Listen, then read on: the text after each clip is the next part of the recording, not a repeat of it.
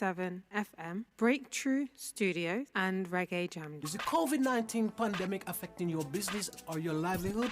Are you struggling to pay your pending and current bills? Then you must listen very carefully. Premium advertising will expose your business to thousands of people instantly by using both digital and terrestrial radio and a wide range of social media platforms to get your business out there and start making money. It is that simple, so don't delay. Contact us to advertise your business on New Style Radio 98.7 FM, www.newstyleradio.co.uk, and all multiple social media platforms. Our highly trained digital marketing team will create a bespoke digital marketing strategy tailored to get your business up and running and making money in no time. Don't delay, call us today. Our team is standing by. 07584197380. WhatsApp us on 07872443765 or email us at newstyleradio@yahoo.com.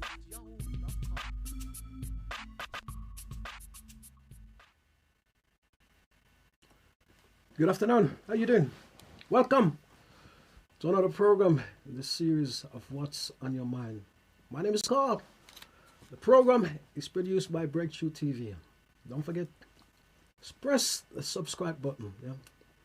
So how you doing? And we're in the late part of January. Hope everything is all right for you. And did you keep your New Year's resolution? I kept mine. I kept the same one from last year. Let me say thank you for all you guys who's been tuning into the program and giving your support. We say many thanks. You know what I mean? And please continue supporting us, and we say maximum respect. Got in the studio with me today a wonderful young lady, and her name is Gemma. How you doing, Gemma? Welcome. Thank you. Thank you for having me. How are you? I'm fine, thank you. How's your day been? It's been an energetic day. Yeah. I didn't have much sleep. I had about 2 hours sleep, and then I had a lot of errands to run today. So it's been an energetic day for me today. Marvelous. So what do you do? I work as a customer service associate for in a mortgage department for a well-known bank. And on the freelancing side, I DJ, I write songs, Marvelous. and I try to do a bit of voiceover work as well. Fantastic. Any hobbies? Anything music related. So you're as bad as me. Love listening to music, dancing to music, singing to music, writing to music, anything music related. Favorite artist?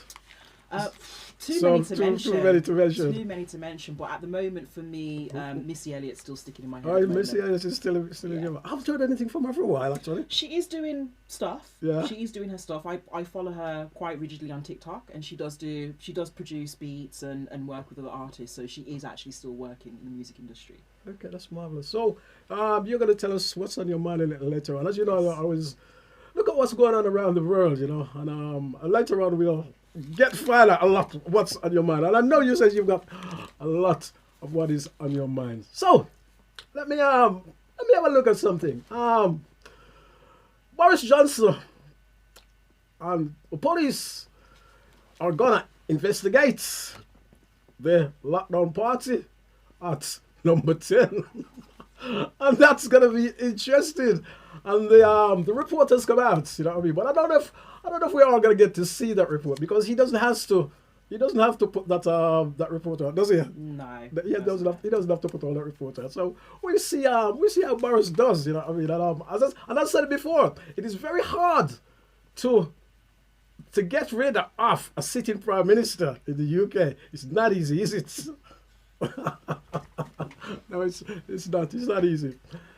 So let me move on to my stories. As you know, NATO has sent extra plane and ships into Ukraine, and that seems to be going on for a while. I mean, Russia has troops on the border, they've got armor on the border, and there's a whole lot of stuff going on. You know what I mean? Is there going to be a war? I don't know if there's going to be a war, and it's not going to be very good if there's a war, you know what I mean? Because I'm going to have a rant about this later on. But you know what? America has got nuclear weapons. Russia has got nuclear weapons. A lot of countries has got nuclear weapons. Now here's the thing. It's not going to be like Iraq. It's not gonna be like Iraq. They had no nuclear weapons in Iraq. So we hope it doesn't happen.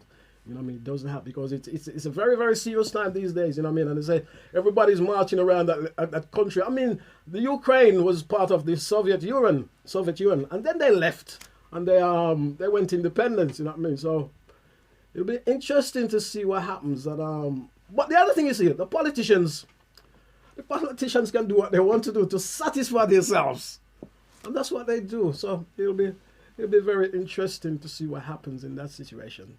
Yeah. So let me move on. Now, this is like very disgusting. You know what I mean? Now, a teenager was shot in Hansard Park in the cemetery. Not the park, in the cemetery. Now,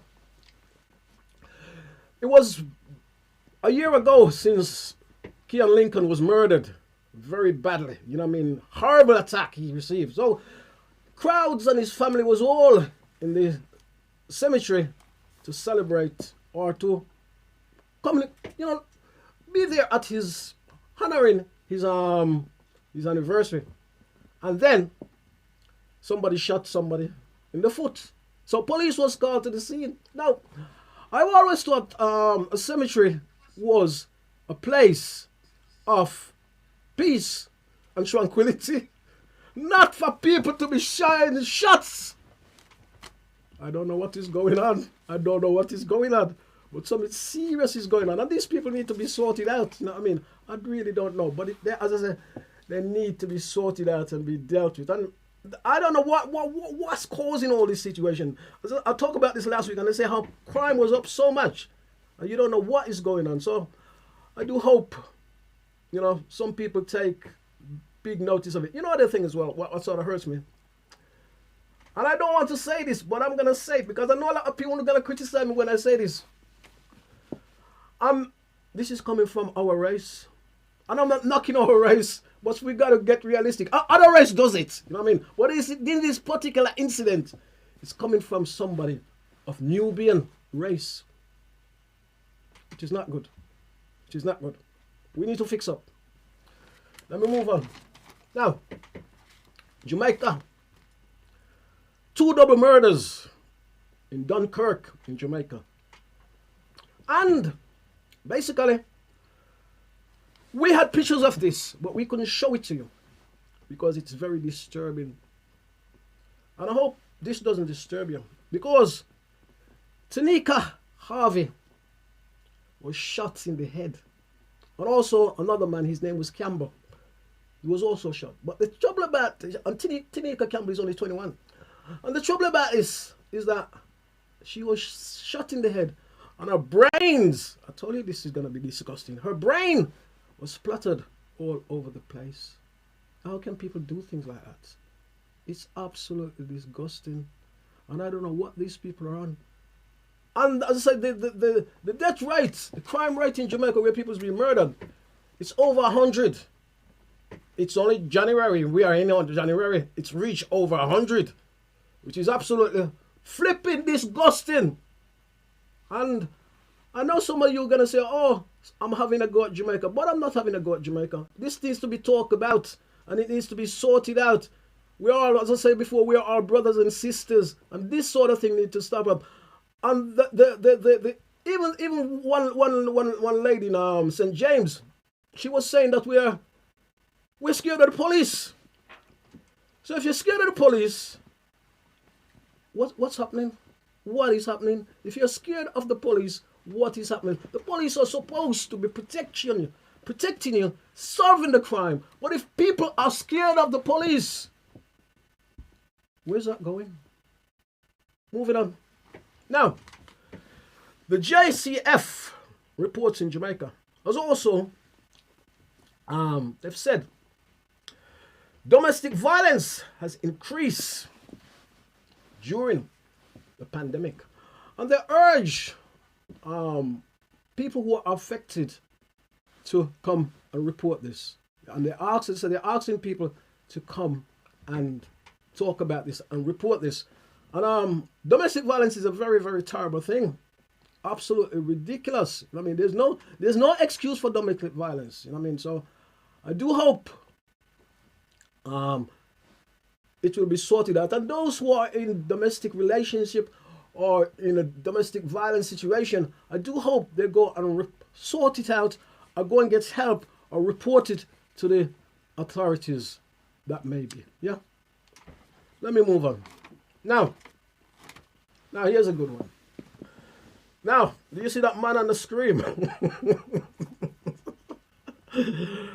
Jamaican are calling for Renato Adams to return. Now, they call him Super Cup. He has been retired for 14 years, but they're actually calling for him to come back from his retirement. Now, some people have says he should stay where he is. I don't know. I mean, I don't know why they're calling for him, because I think he's actually I think his age is against him anyway. You know what I mean? He's got to be probably about 74 or something like that. You know what I mean? And I saw him actually talking on a television program a couple of days ago. You know what I mean? And it says it's marvelous. But I say he's a super cop. I call him the RoboCop. Well, you know, I gotta say, when he was in charge, you know what I mean, of the crime division, he never take any message. You know what I mean? He never take any message. He just get on with it and round up the criminals, which should happen now. But I'm gonna talk police later on in Jamaica, right? Let me move on to sports. Don't forget to like, share, and subscribe. As I say, there's sports now. The African Cup of Nations. There has been 16 runners-up. So there's 16 countries that are actually fighting it out. And you have Nigeria, Ivory Coast, Senegal, and quite a few more who is fighting it out in the last 16 places. And that is actually marvelous, and that is actually magic. So it's magic to see that is going on. You know what I mean? The other thing about the African Cup is the fact that some people was actually stampede going to a match in Cameroon, and I think there was 8 people who has died. You know, so it's one of them ones. What we want to say is big condolence to those families. You know what I mean, who've lost somebody in that sort of situation. It's not nice when you go to a game. You know what I mean. We've seen that in so many countries. Not just, you know what I mean. People's gonna say, oh, Africa. It's not just Africa. We've seen it all over the world. We've seen it over Europe. We've seen it in the UK. We've seen it at Liverpool. Anyway, so it's not just. It happens in different countries. You know what I mean. So, as I say, we say condolence to the family. Don't forget, as I say, press the subscribe button. You know, and what's the thing? And share the thing, yeah? Now, does anybody remember Anthony Joshua? Now, Anthony Joshua was the former world champion in boxing. Well, I think he got beaten about 4 or 5 months ago. Now, he says he still believes that he can be the world champion again. And that's marvelous to see that, you know. So we say, big shout out to you, Anthony. I hope you make it, brother. I hope you make it. Now, we move on to entertainment. I like my entertainment because now this is an interesting one, because entertainment, it's Black History Month in February, and it is also Reggae Month. Yes.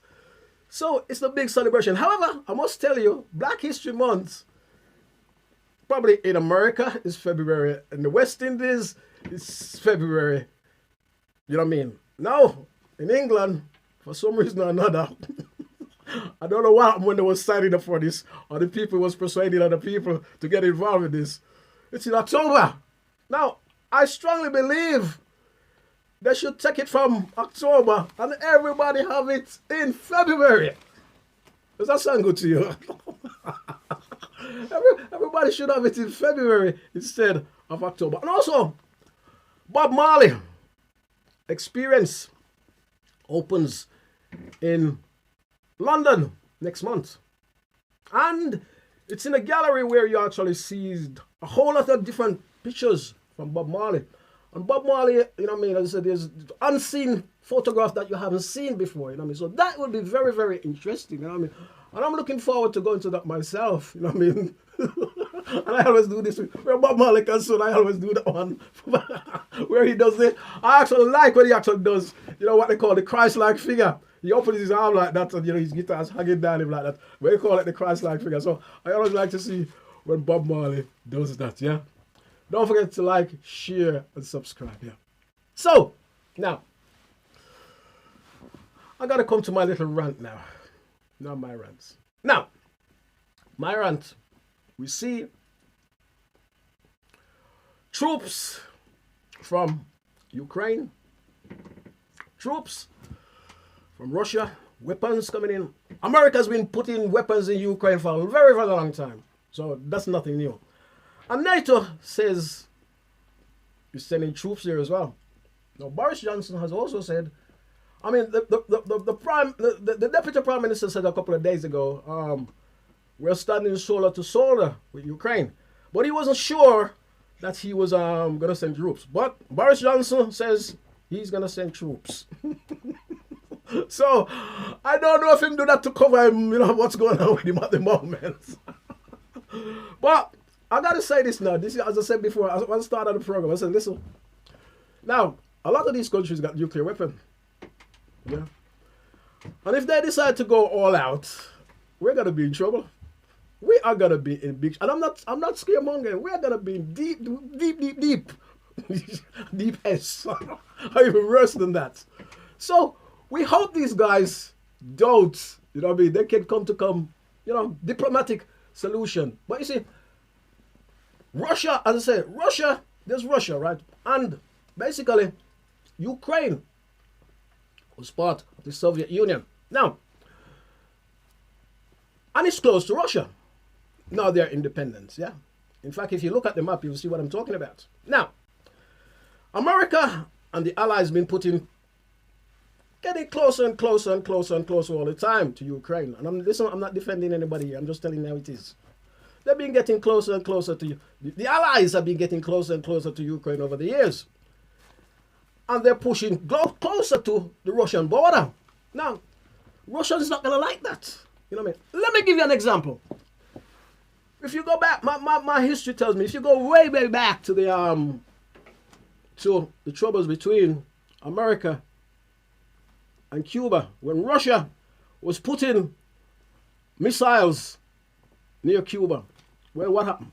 We almost have a very bad nuclear war, didn't it? Well, I mean, and all of a sudden I'm not defending any country. I'm just trying to weigh it up. And I suppose Russia feels exactly the same thing with the West putting more weapons and more weapons all the time closer to their border. Yeah? Does that make any sense to you? Yeah? As I say, I'm not defending anybody, but that's what happens in it. People get fearful of this, and people get fearful of that. And as I say, it pronounced fear. And I think that is what is actually the big thing that is actually going on over there. But I say, I hope it doesn't come to the big things, because if it comes to the big thing, it's gonna be, I don't know what's gonna happen. You know what I mean? So I do hope they can chat and chat and chat and chat. It's good when you're talking. You know what I mean? It's good when you're chatting. You know what I mean? So I do hope they can chat and chat and chat and find a diplomatic solution instead of what is going on. Right? Yes. Now, my next story now is, I'm going back to Jamaica now. No, I'm not picking on Jamaica. But I came from that country, so I can do this. Now, we see the crime rate in Jamaica is going up and up and up and up and up. And it's not coming down. Yeah. And Jamaica suffers from bad unemployment and poverty. But you know what? There's other countries in the world that is actually poorer than Jamaica. And they still don't have that sort of level of violence as what's coming. Over 100 people since January. How can that happen? Now, the other thing that crossed my mind is the police. Now, the police has been wanting a higher pay rise. And they don't seem to be getting it. You know what I mean? And I think that basically... So, well, let me play devil's advocate, you know. You could think, well, if the police is not getting what they want, Them just gonna take it easy, innit? They're not gonna come down hard on criminals because human nature is like that. You know what I mean? I recall, many years ago. This is in the UK. I recall many years ago. When the prison service was changing into what you call a private. Some prison was going private. Well, what they before it was run by the government. What used to actually happens? They used to keep prisoner locked in them cell all day, because, or most of the days, because those who was taking over the prison and those guards who was working for the government, they used to lock prisoners all day or most of the day in their cells. And when the prisoner family complain or they say anything, they used to say, go and tell your family, I'll go and tell the government. You see what I'm saying? So, as I say, if the police are not getting paid, are not getting what they're supposed to get, they're gonna just take it easy. They're not gonna have the higher level of solving crime that they should.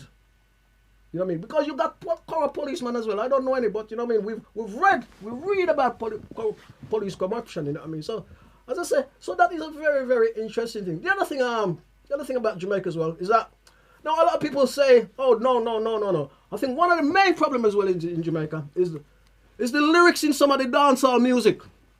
Yes, some of the dancehall music and the slack lyrics and it put a gun in them head, yeah, bust a gun in them head. All those big artists who sing sort of tunes like that, I think it's actually ridiculous. If you don't do this, shoot this boy on the head. And that lyrics has actually influenced. It may not influence me or the grown-up people, but what it's done, it's influenced the young youth who is poor, the young youth who can't get a job, and that it was. Oh, you know, hear what a dancer say, we will do this and even. And it also allows them to do robbery, and it also commits the crime. The government need to lock down on some of those lyrics that come on some of those tunes. I'm serious about that, and I think we would have a much better country. You know what I mean? Because I say, there's a lot of other country who's very poor, a lot of other country who can't sort of get on, you know what I mean? A lot of other countries suffer from poverty, yeah? And you don't see that high level. What a such a beautiful island. What a beautiful island, eh? What beautiful people, what beautiful culture, what beautiful music, you know what I mean? What beautiful fruits. Someone still can behave on themselves. Someone still can't behave for themselves. Oh, but it's not funny. But I have to put the laugh in. I have to put the laugh in. Anyway, this is where I'm gonna shut up a little bit, and my guest is gonna talk to me about what's on her mind. How you doing, Gemma? Gosh, very insightful. I'm good. I'm good. You like me going off then? Well, you gotta tell it like it is, isn't it? You have to tell it how it is, absolutely. Yeah. And as someone who lived in the Caribbean for a while, I can see that, you know. Yeah. Sometimes when you see such a beautiful island and people are misbehaving, it's like, but you have a beautiful island. You have everything. Fruits all around. You have the weather. Absolutely. You know what I mean? It's not like us here, where you have to be. Our energy bill is going up. Our gas bill is going up. Our food bill is going up. Good job I don't eat a lot. Sorry. Our food bill is going up. Your car tax is going up. Yeah.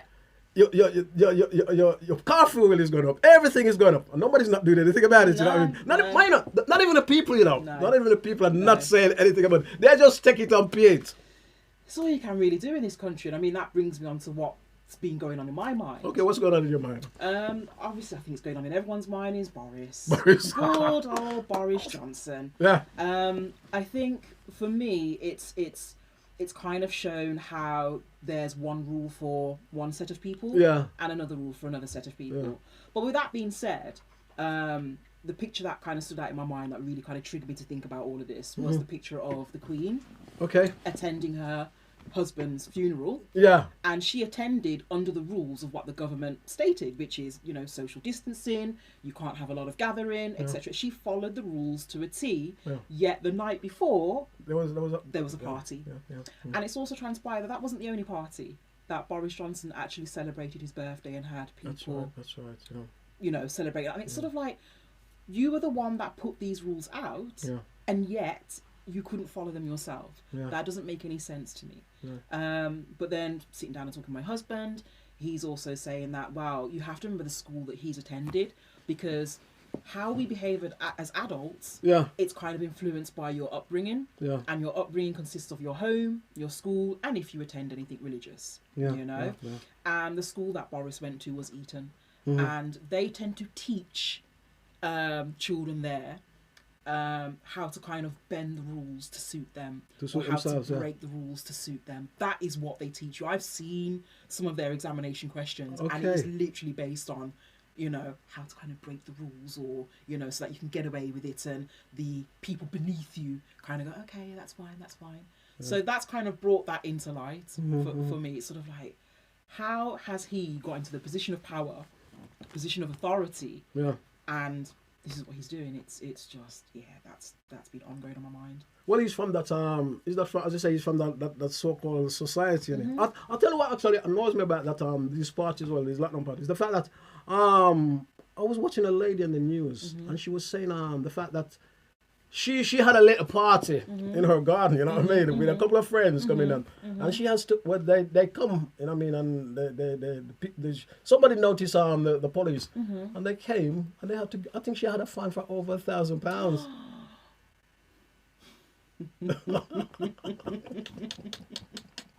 It's ridiculous in a sense. It is. I mean, hearing him say, well, I wasn't aware that it was a party, and it's sort of like, that's a very good impression. It's sort of like, hang on, so there was drinks everywhere, and you wasn't aware it was a party. Oh, you thought it was a work do? Yeah. Well, it's still bad, because if it was a work event and you're drinking while on the job, well, that's still bad. You're not supposed to be drinking while on the job. I know. It's as you say, he says he didn't know the rules, didn't he? Well, you're the one who makes the rules up, isn't it? So how come he doesn't know the rules? Exactly. It is. So I find myself sort of like at a crossroad. It's sort of like I have my 19-year-old daughter and my 3-year-old son, and I'm sort of like, this is the country that I'm bringing them up in. This is the current government that we have. Like, how do I teach them right from wrong when our own people that are leading us can't do right? It's sort of like a double, you know, when I'm telling my children, oh, don't do that, that's wrong. Well, he's doing it. You know, and it's sort of like, you know what I mean? It's been ongoing in my head. Do you think he'll stay? You think he'll go? So someone brought up something saying that he should resign. Yeah. And I'm of the same opinion. He should resign. Yeah. But I don't think he has the dignity to do so. Okay. So as a result, potentially he could stay. I mean, there have been some members of the party, Conservative Party, that have said we want him. They've put in a vote of no confidence. Yeah. But it's this whole thing of, oh, we'll wait to see the report and see what they say in the report, and it's like, but it's obvious. Yeah. You broke the rules. Yeah. You know, really and truly, you should step down, do the most honourable thing, and step down. But I think he's going to try and dodge and weave and... I see what you're saying. I must say, it's allegedly, you know what I mean, we say allegedly, he allegedly break the rules. Very true, yeah. He allegedly broke the rules. Because we don't sort of, you know what I mean, until that report come back, and you know what I mean. And I wonder, because, you know, I came across something. I wonder if he will actually you know, publish all the reports in the grade report, which will he actually publish, because you don't have to publish all that comes out in the report. No, he doesn't have to. I mean, I think, and this leads me on to another thought, which is the whole thing of the general public, the majority of the general public, we don't know what information is available to us. We don't know how to access that information, because actually, under the Freedom of Information Act, you can actually say, well, I want that information. Yeah. And by law, they're supposed to provide it to you. So we can ask for that information. And the reason why I bring up that there's a lot of information that people aren't aware of is because another sort of topic that was in my head was the story of Prince Harry. Yeah. Because he wants to come to the UK. Okay. Now, I'm not a royalist. I'm not sort of like, oh, I love the Queen, but I don't hate them either. Okay. I'm very indifferent to them, if that's probably the best way of saying it. But hearing that he wanted to have police security, and they said no, and he's like, well, I'll pay for it out of my own pocket. Taxpayers don't have to pay for it, and they still said no. And it was sort of like, okay, well, why not? And a lot of people that I know were like, well, you can't pay for the police. You can't hire the police. The police aren't for hire. And it's like, actually you can. Like, if you put on a private, like, not even a private event, if you put on a charity event or a street party or whatever, you can pay for the police to come and police your event. Yeah. And it's sort of like, I was kind of shocked. Well, doesn't it happen in football? It happens in football, isn't it? Exactly. Yeah. I was just really shocked that everyone was like, they're not for hire, they're not for sale, they're not for sale. And it's like, no, you can hire them. Yes, the police are there to police the streets and whatnot, and that part they get paid for by the taxpayers' money or by the government or whatever. But in terms of, as you just said, football events, festivals, that sort of thing, they are privately hired. Yeah. So it's just, I'm just sort of amazed at the lack of information that, you know, general public just seem to have. And that's not saying everybody, but the majority of people that I spoke to on Facebook, and I'm fanatic with TikTok, it was just sort of like, I was shocked. I was amazed. Serious. What about Harry and Meghan? What about all the criticisms they have over the years? Because I'm a bit fed up of it now. Indeed, I think because there's a lot of hate towards Meghan. Yeah. And I think putting aside the fact that she's a black lady, let's put aside that. She's very outspoken. She speaks her mind. And that's not something that's really deemed acceptable within the royal family. There was an article where they showed the differences between Kate Middleton and Meghan. And they showed you the difference in the stories and how they've been treated. So, for example, there was a picture of Meghan cradling her bump when she was pregnant. And it was like, why can't she take her hands off the bump? Da, da, da, da, da, da. And then Kate doing the same thing. Oh, look at Kate cradling her baby. Is that the press though? Is that the press? That was the press. That is the press. Exactly. That is the press, isn't it? Exactly. And I think people tend to forget that the press, they have an agenda. Yeah. And the agenda is to sell papers. That's right. You know. Of course. So if they feel, oh, people are kind of not kind of keen on her, they don't know her that much, or whoever they're targeting, they will go ahead and print stories like crazy. And I always think as well, they actually need somebody. No, let's rewind. I think if we go back a couple of years ago, some years ago, at one time it was Katie Price. You remember? Yes. Oh, Katie Price was all over. She was the villain. Yes. She was all over the paper, right? Yes. I think there's a couple of from my mind when it was like when Ashley Cole was going out with what's her name? I've forgotten her name, but she Cheryl. Cheryl. That's when she was going out with Cheryl, he was all over the place for as well. You know what I mean?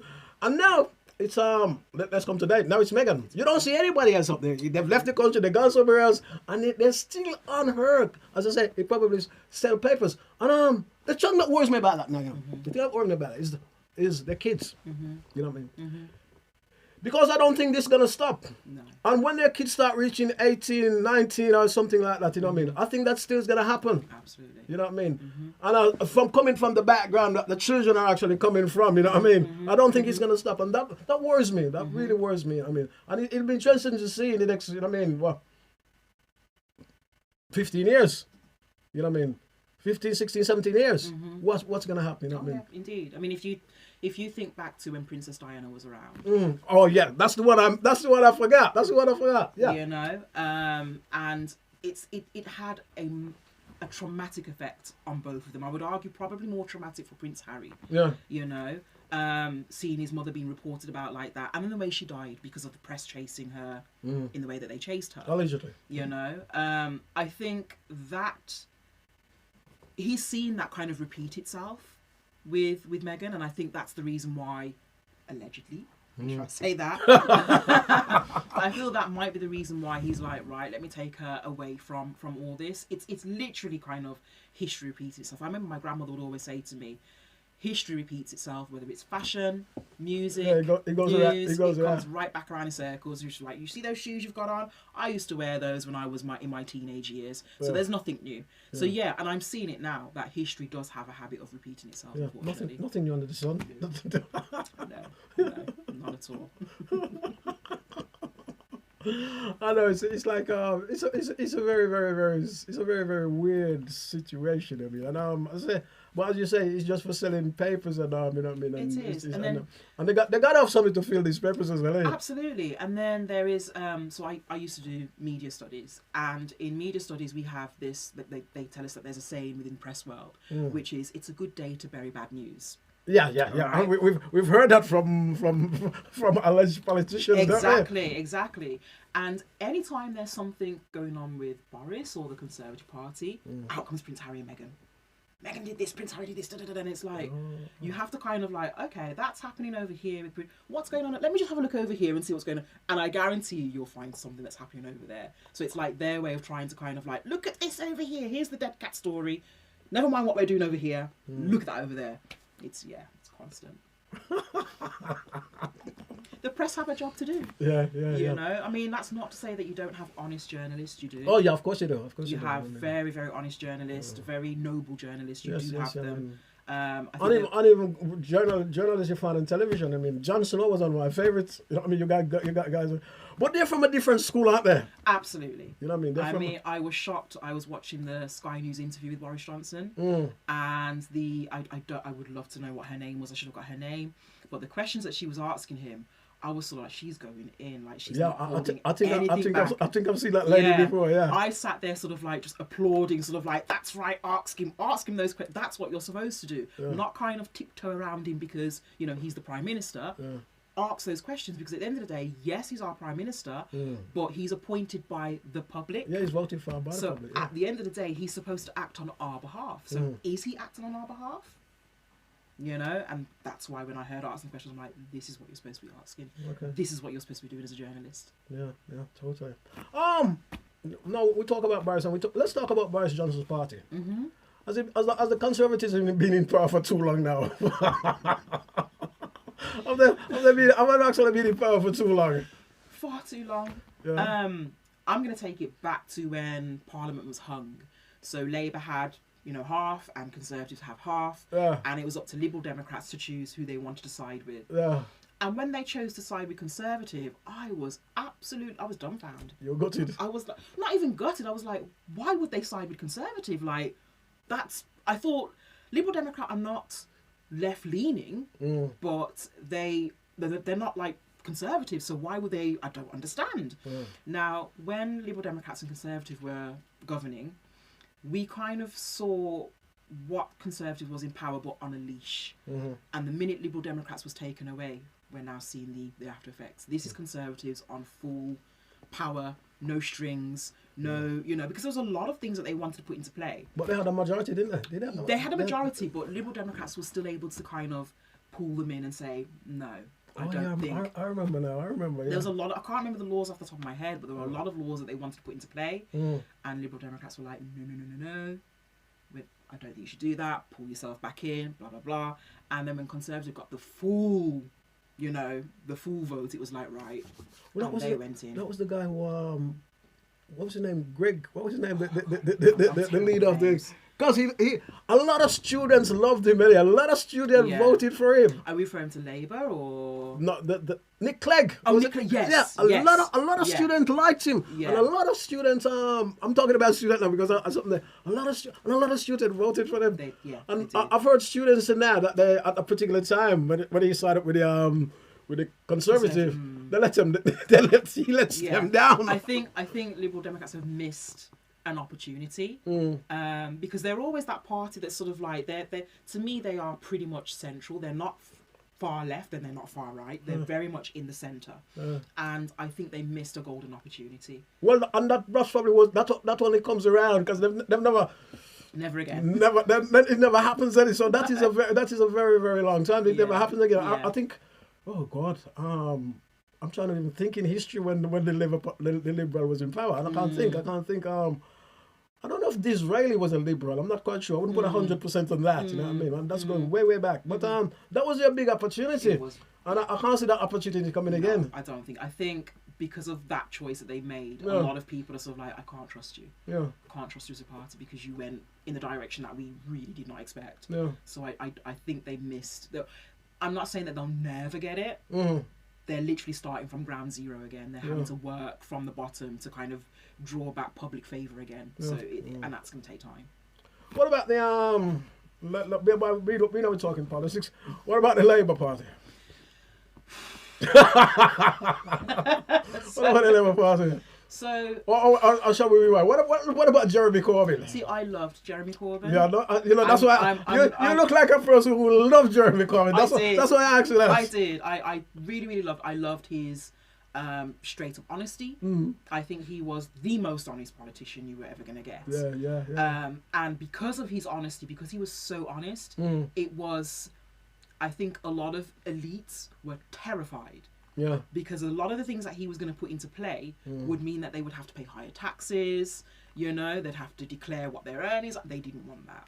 Yeah, so they tried to villainize him. Yeah. You know, I'm not going to name the papers because, you know, slander is a thing. That's right.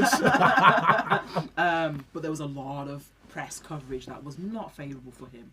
And there was no reason for it at all. That's you true, know, that's I mean, true, there was a lot of papers that they would print stories that weren't true, you know, put it out there and then did a retractment, you know, say, oh, actually, we were wrong, we got it wrong. But the retractment statement was like, you know, page 10 with small print down at the bottom, you know, because they know that once you put a rumour out there, it's hard to get it back in. Once it's out there, people believe it. And it doesn't matter how you retract your statement, people are still going to believe the rumour that was out there. Okay. And that's what they did. Yeah. Okay, so Boris in hot water now. Who would you vote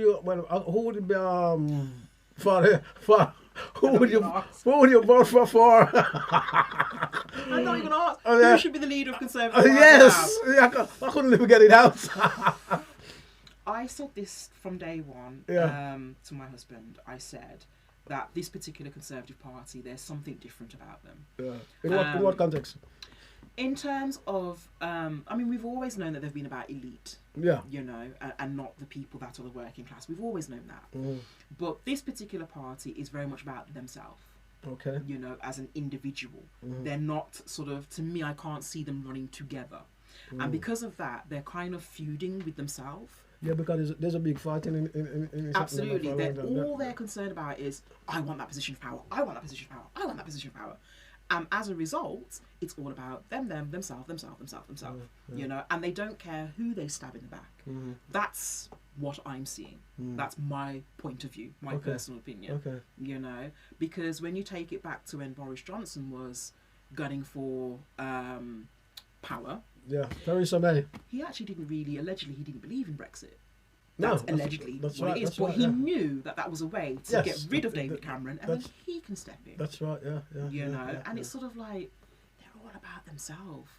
And I think whenever you're governing a country or governing people, or let's take it to you're a mum and dad in a household and you're, you know, governing the household, it's about running it cohesively, together, as a team. There is no I. You know, I know it's a cliche statement, but there is no I in team. And at the moment, Conservatives are like, it's all about I. I. What about, I've actually, I've seen an article where they say the Chancellor could be, because he's in that situation now. He's in that situation. The Chancellor, Sunak, could be Prime Minister. I don't know. The only thing I don't think a lot of people is going to go for Sunak. I think he's a very clever man. He's very clever. I give him that. Absolutely. Very clever man. But I think as well, with a lot of members of the general public, politics is also run on how you look. That's right. Yeah. And he doesn't have the look. Yeah. I think it's also depends. And it's got a lot to do where you come from as well. You know, we don't want to say what we want to say. That's why I said he doesn't have the look. Yeah, we don't want to say what we want to say. You know, because I could say a lot of conservative. It's not gonna go for him, is it? Can we see what's happening with that lady? What's her name? The lady that's going on in the Conservative at the moment. No, the Muslim lady. Oh, right. Yes. You see what I'm saying? So do you see what I'm driving at? Yeah. As I said, he doesn't have the look. That's why I said the look. He doesn't have the look. Oh dear me. We see a lot of knife crimes in our community. Even Birmingham, we see a lot of it in London. London is probably one of the most dangerous places now that you see what is going on. What do you think of that? Have we got an answer? It's a difficult one for me to answer straight up because I think are because a lot of youth clubs have been taken away. Our youth don't have anything to do, anything to occupy themselves with, which basically means it's easy for gang members to approach them and say, well, we can give you something to do. So there's all that to consider. When I was growing up as a child, I had an endless amount of youth clubs that I could choose to go to, you know, and as a result, they say devil makes work for idle hands. That wasn't my case. I had stuff to do. So if anyone, you know, seedy approached me, it was like, no, I've got stuff to do. You know, I've got my school, I've got my youth club to go to, I'm going to choir practice, I'm doing this, I'm doing... Whereas the kids today don't have that. Also, then you've got to take into account the situation of the way bills are being risen, food costs has risen.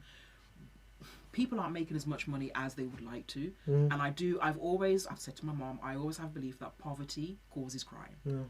You know, when you don't have sufficient money and you can't buy the latest brand thing that you want, or you know, you're not living the best life that you can see your next door neighbor living, you will do things to try and ascertain that or gain that. So yeah, it's a complex situation. What about parents and young children? How do you start off your children in the right? Because you know, we know where we're coming from, right? We've had all the rules and whatever. You have parents these days that they're working, they come out and they watch television and they do this and they do that. And the children, they don't know what the children are, do they? Some of them. It's the very, very young stage I'm talking about.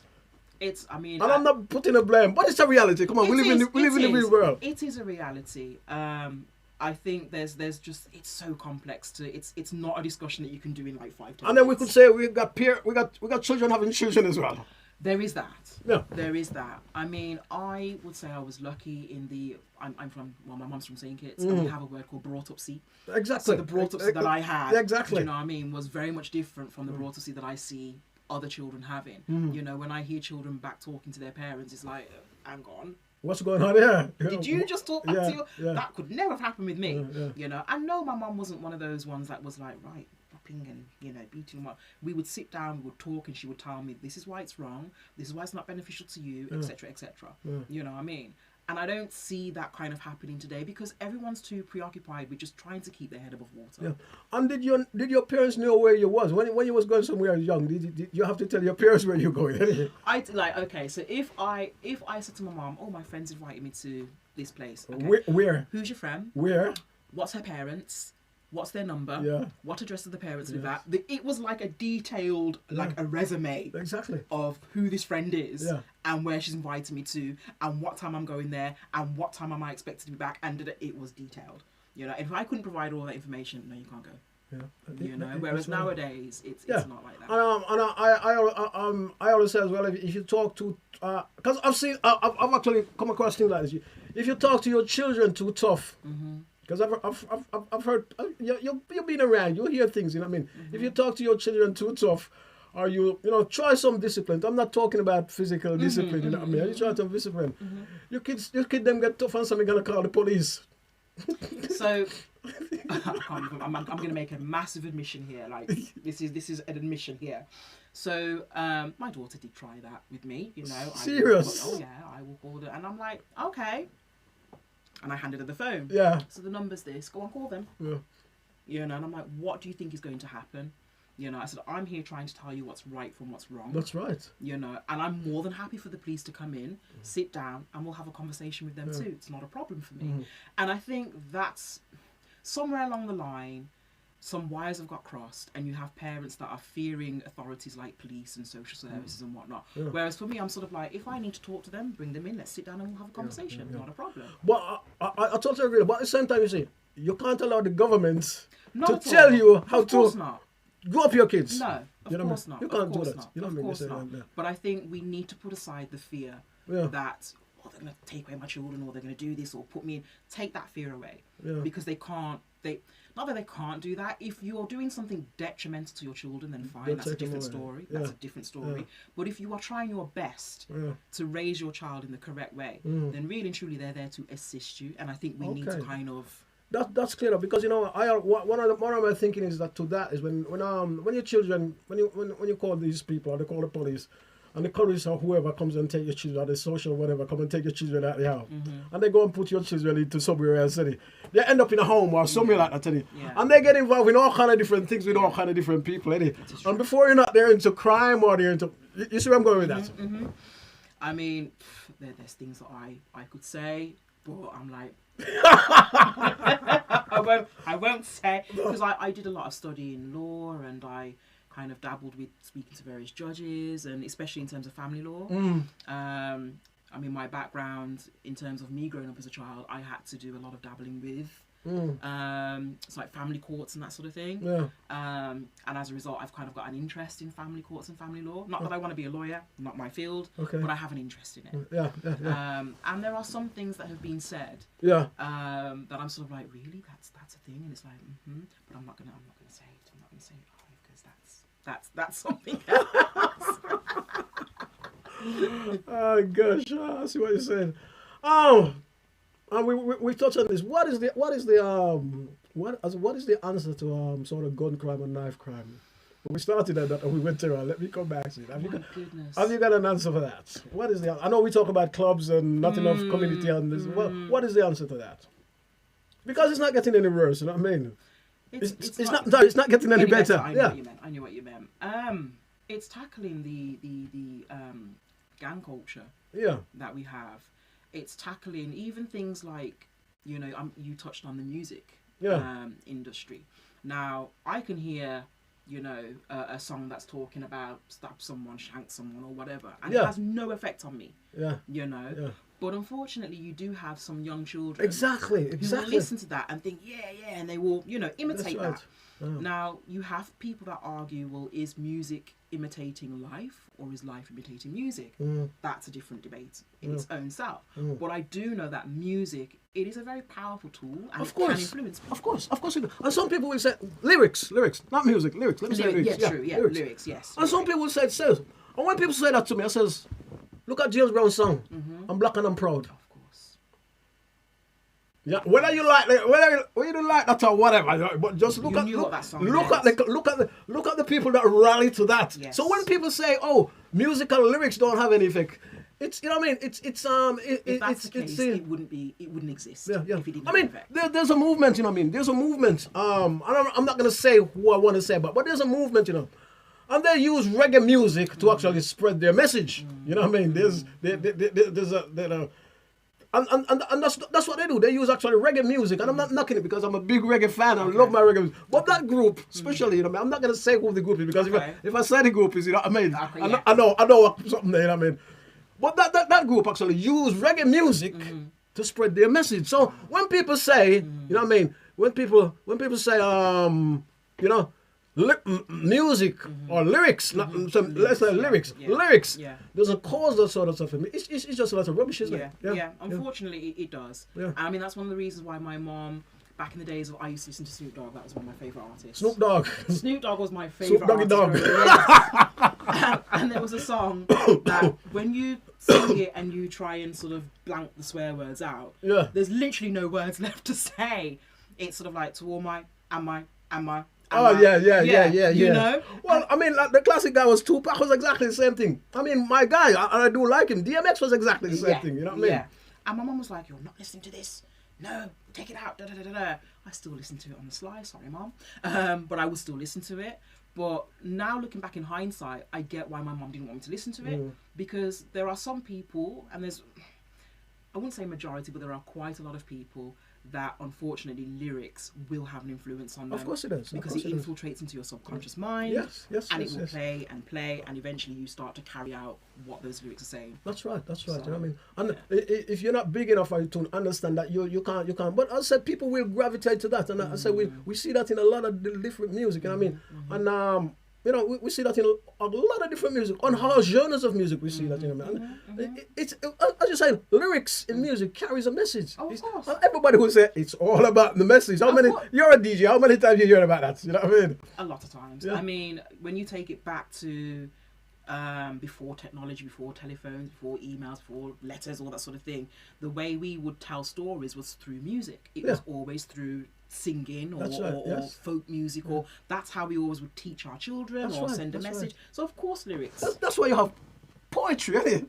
You know what I mean? So as I say, when people say lyrics in music doesn't influence anyone, I think it's just I think it probably comes from the guys who's using those lyrics anyway. Potentially. and the artist who's actually using those lyrics anyway. You know what I mean? I do think the music industry as well has a part to play because of course they know that negativity does have a way of selling. Of course. Quicker than positivity does. That's right. So the music industry will kind of play a part in that by marketing that a lot more than the positive stuff. Yeah. So, that's my point of view. Well, I work in music and I says, I would never, and even tunes, I would never ever play a tune that's got gun lyrics in it. I would never, and I would never play a tune that's got swear words in it. And there's a lot of tunes that, there's a lot of tunes. And even when they're clean, they say they're clean, but they're not clean, There's something that, people might think I'm whatever. But it's just, you see, I have to think of the next generation. Of course. I can't just think about myself and think, maybe somebody, or the person who's saying, I'm going to make a couple of pounds after this or what I'm going to make some. I have to think about the next generation who's actually coming up after us. And I think that's the point we've lost. We don't think about the next generation that's coming after us. We just think about ourselves, and some of us think about how much money they can make, what I mean? Instead of sort of setting what you call a good example for the next generation. It's very important to do that. Of course, for the world just like how you or yourself would set a good example for your children. It's exactly the same thing. You see what I'm saying? Yes. I don't know. I say it's one of those ones, And I don't actually know what is gonna happen. You know what I mean? It's a difficult one. I mean, I do look at my now 3-year-old son, and I think to myself, what's the world going to be like when he's 15? Yeah. What's going to be different? What's the technology going to be like? What's the music going to be like? What's the presence going to be like? And that moves so fast, the technology. I mean, I can remember my first mobile phone, and I'm not that old. But it was you remember? I do. My mom, she had a friend who he brought the mobile phone, and it had sort of like a big massive case like this, big wire, and a big that was his mobile phone. Whereas my mobile phone, first one I had, I can remember it, Nokia G628. I can still remember the number. It was about that big. Well, the 70s. I mean, if you rewind and look at the archives, there wasn't a lot of mobile phone in the 70s. No. You know what I mean? No. Even right into the early 80s, there was probably one or two trickling out. You know what I mean? But even in the early 80s and the 70s, you could say the 70s, probably about 50 years. You know what I mean? Which is no time at all. You know what I mean? And if you go say 72, then it's 50 years. And so those and the technology has come on so quickly. You know what I mean? The next thing I think will probably happen is that we'll all sit at home and we'll all come on our television. So this is what I'm saying with technology. As I mentioned earlier, the thoughts that have been going on in my head is just the whole thing of misinformation. And I think with technology advancing the way it is, it's just easier to obtain misinformation. And that's one of my biggest concerns. That really is one of my biggest concerns, especially with the fact that the youth today have so much easy access to misinformation. So the social media, isn't it? Yeah. Look how far social media has gone. Absolutely. You know what I mean, when I say to my daughter Facebook, she's like, "Oh, Facebook's for the aunties and uncles." I'm like, "Oh, excuse me." So that Facebook is outdated. For her, it's another platform. So what's the next platform going to be, and how's that going to be used, and how's the misinformation going to be on there? And it's like, wow, yeah, I do worry about that. I know. Well, Gemma, that is a good shot. That is a good shot. Well, as I say, thank you. Thank you for having me. Marvelous. We're coming to the end of the show. I want to say thank you, Gemma, for being our guest. Thank you. It's been a wonderful chat. Hope you come back soon. You know what I mean? Let me say thank you, guys, for all you guys who's been watching the program. Let me say a big thank you, massive respect, and we say thank you for continuing supporting the program. Also, want to say a big shout out to all our guests that we've had since last year. We haven't been doing the show yet a year, but we're not too far. I think this is our 40th program. So you can go back and you can check all our program, which is, as I said, which is the 40th now. Go and check it out. And also I want you to go back and watch one with Mona Dodd, which we recorded last week. There's 2 shows up. There's an interview with Mona Dodd, and there's a show on its own with, with also an interview with Mona Dodd. We want you going to watch the show. And Mona Dodd is the daughter of the legendary Sir Clement Coxon Dodd, what we call the Studio One Man. And that interview is a very, very interesting interview. And it, as I say, it gives you some wonderful information and tell you a little bit about how the man actually, Clement, Mr. Dodd, actually started. And as I say, it's a very, very good history. So go and check that one out. And that is in The Car with a C. Not my apologies. It's What's on Your Mind? That is another program. Don't forget to check that program as well. No matter what it is. The Car with a C. Don't forget to check that program as well. That is also on Breakthrough TV. Yeah. And as I say, let me say once again, thank you. And checking out the program. And then you can also, we do a lot of streaming on the program. You know what I mean? And they say, and Breakthrough Music does a lot of streaming. And we do a lot of recording, and we go outdoors. Sometimes we're in the studio, sometimes we're out down. And if you need anything for hiring, DJ equipment, recording the wedding, recording the funeral, wherever you are in the world, we can do a live stream as well for you, wherever you are in the world. So let me say, thank you for tuning in to the program. And I say big, big thanks, and don't forget to press the subscribe button. And I say we thank you for tuning into the program. And as I say, it's January and we're still going because we'll be still here February. But February, you know, February is a short month. In fact, I don't really know how short the month is. Have a great week. Thank you. Look after yourself. God bless. My time is here. Once again, thank my wonderful guests. Yeah, thank you. Thank you for having me.